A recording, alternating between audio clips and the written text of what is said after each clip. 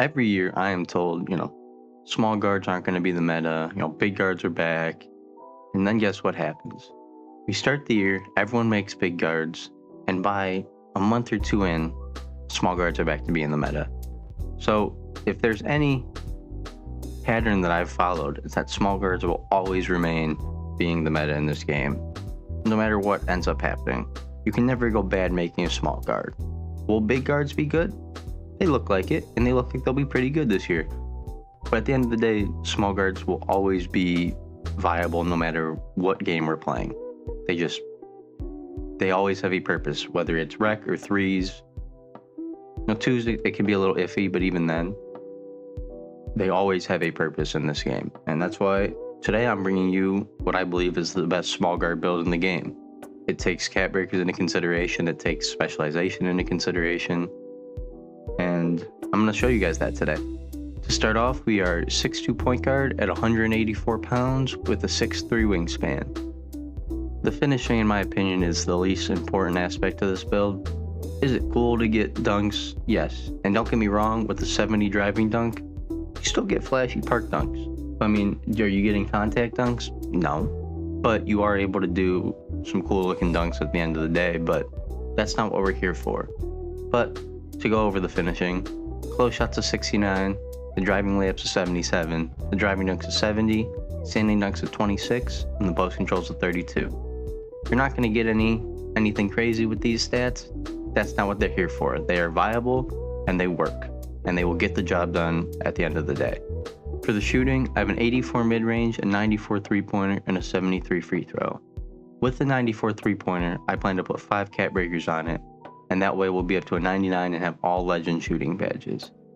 With that is why I'm deciding to go with a specialization in playmaking, because what's the point of going into specialization of shooting if we're already going to have legend badges without any, cap breakers or with the cap breakers, but without any, max +1 badges or max +2 badges. There's no real purpose to go for the shooting specialization at that point, which is why I'm deciding to go with the playmaking instead. But with that, you're going to get a 99 3 ball. You're going to have the best jump shot in the game, the best badges in the game. There's nothing better with this build that you're going to get than the shooting. And it's going to be great all year long. It's never going to be able to be taken away from you. For the playmaking, I have an 85 pass accuracy, which gets me gold dimer and bronze bailout, which I find to be the most important passing badges. Which, this is where you can start to get, crafty with your max +1. You could put that on dimer, or you could put the max +2 on dimer and get legend dimer. This is just where it becomes a pretty fun build to use, because you're going to be able to pass the ball. With the ball handling at 92, you're going to get majority of the best animations in the game, and you could put 3 cap breakers on that to get up to 95 to get Steve Francis. So that's going to be, and I don't know if Steve Francis is going to be as good as it was last year, but you have the ability to do so if the time comes, and it is as good as it was. With the speed with ball, it's at a 91, which gets you Hall of Fame lightning launch. And what I do plan on doing with that is putting my max +1 on it to get it up to legend.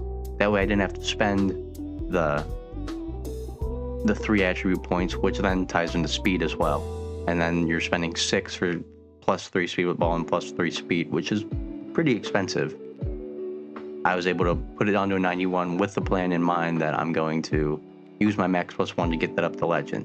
But I'm still getting the badge requirement, I just don't have to spend the attribute points in the builder to get it, which I find to be incredibly important, because I was able to squeeze a lot of extra attributes in this build that I originally didn't have when I was first making it. So this is the playmaking, and it's almost as good as the shooting.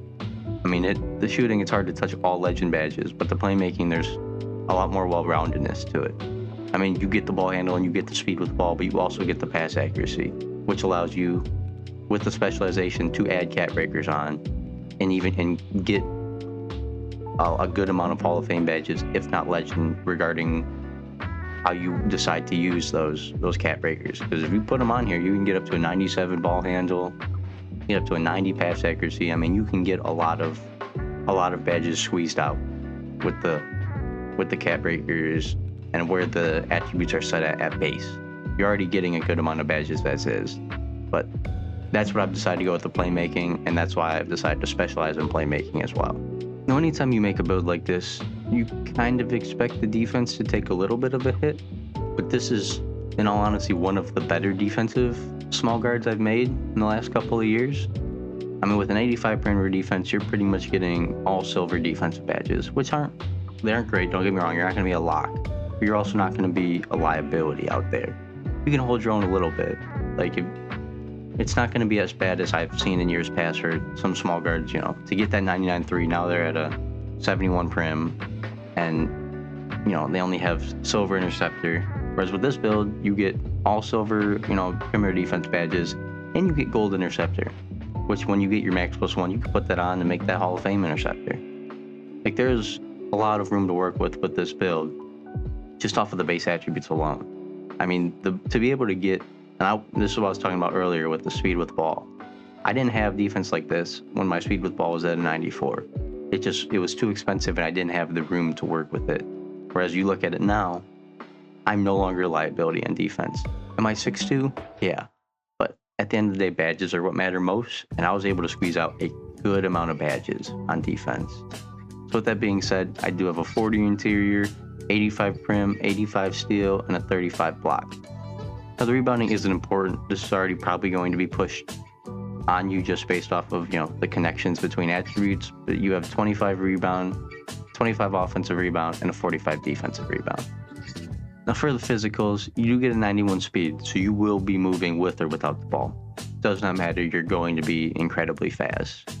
I don't think I've ever had my speed be this high, but it's also never been tied with the playmaking, like with the speed with ball like that. So it is a little bit different, but you're going to be fast as hell. Agility is going to be at 79, which I don't think much of. The agility really ties into the defensive badges and us being not really purposed for defense. Don't get me wrong, like I said, we're able to play some defense, but that's not the goal of this build. You're meant to be a threes hunter, and it does that well. But you're able to get, you know, some defensive badges too, so you're able to not be a cone out there. Strength at 45, no real purpose, just kind of ended up there. And then vertical at 64, that was more to get, you know, the driving dunk and some of the dunks that you'd want, because you're not going to be able to get contact dunks, but you're able to get the flashy dunks. So that was the reasoning for that. Overall, I think this is the best small point guard build in the game. I don't think anything else comes close to in terms of small guards. I mean, if you want to lower the three, go ahead. I just like the idea of having 99 three-pointer. I think it's the most important stat you can have. I mean, those legend badges are phenomenal. So that's genuinely, I think this is the best small point guard build in the game. Let me know if you guys want to see any other builds, because I definitely will make a center. I will be making a tall point guard just because they look fun this year. But with that being said, I do think small point guards will be the meta every single year in 2K. That's just kind of how the game goes. But this is my build I'm making day one. I've made it already. I think it's a lot of fun to play with, and I think it's going to be really good all year. But thank you all for watching. Hope you all enjoyed the build. Let me know if you want to see anything else. See you next time. Peace.